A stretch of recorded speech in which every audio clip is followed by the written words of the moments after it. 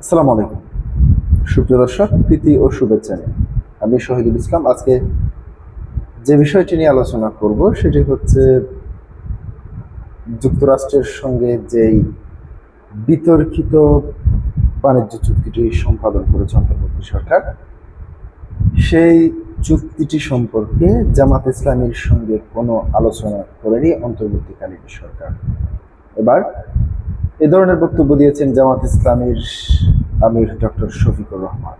প্রিয় দর্শক, হঠাৎ করে তিনি এই ধরনের বক্তব্য দিলেন কেন?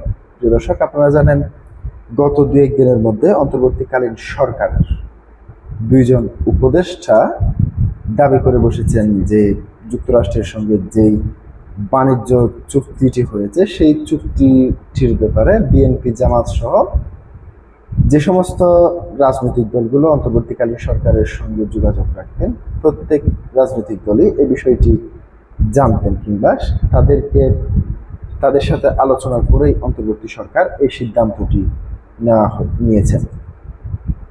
মূলত সে কারণে আবারও জামাত ইসলামীর পক্ষ থেকে যে দাবিটি করা হচ্ছে, যুক্তরাষ্ট্রের সঙ্গে যে চুক্তিটি সম্পাদন করেছে সরকার সেটি সম্পর্কে জানতেন না জামাত ইসলামী।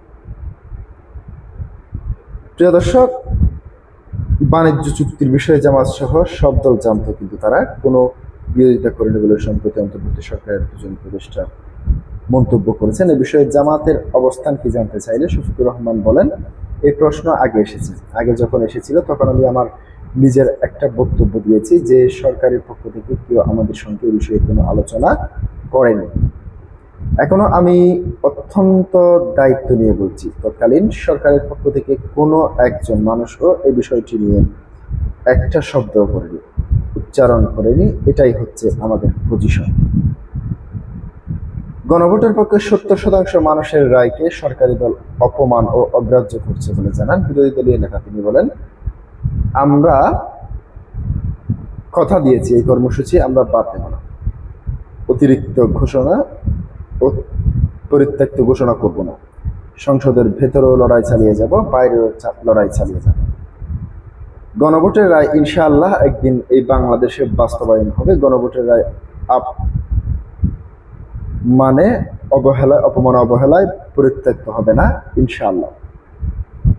জামাতের আমির আরো বলেন, এই রাষ্ট্রের রূপান্তর চাই জনগণ, বিশেষ করে আমাদের যুব সমাজ চাই কিছু সেখানে রূপান্তরের জন্য। সে সমস্ত অর্ডিন্যান্স অন্তর্বর্তী সরকার জারি করেছিল, বর্তমান সরকারের দল সব বাদ দিয়েছে।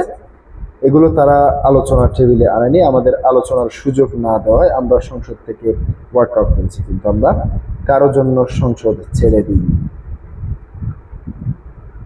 অনেক জায়গায় সরকারি দল উল্টাপাল্টা করে ফেলেছে উল্লেখ করে শফিকুর রহমান বলেন, আমরা গণভোটকে অগ্রাহ্য করেছে। তারা বাংলাদেশ ব্যাংকের গভর্নর পরিবর্তন করে অত্যন্ত দুর্বল ও বিতর্কিত একজন মানুষকে সেই সম্মানজনক জায়গায় বসিয়েছে। 42টি জেলায় তারা প্রশাসক নিয়োগ দিয়েছে। এটা ডেমোক্রেসি প্রসেসের দেশ, এখন এগিয়ে যাচ্ছে। এই সময় কেন প্রশাসক নিয়োগ দিতে হয়েছে? জামাত ক্ষমতায় গেলে উত্তরাঞ্চলকে কৃষি রাজধানী করা হবে বলে বিরোধী দলীয় নেতা তিনি বলেন, আমরা পদ্মা ব্যারেজ এই উদ্যোগকে অভিনন্দন জানাই, কিন্তু এটা তিস্তার বিনিময়ে নয়।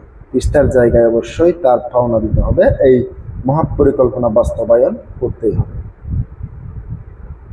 পরে জেলা শিল্পকলা একাডেমি মিলনায়তনে মহানগর জামাত ইসলামের সুধী সমাবেশে প্রধান অতিথির বক্তব্য দেন শফিকুর রহমান।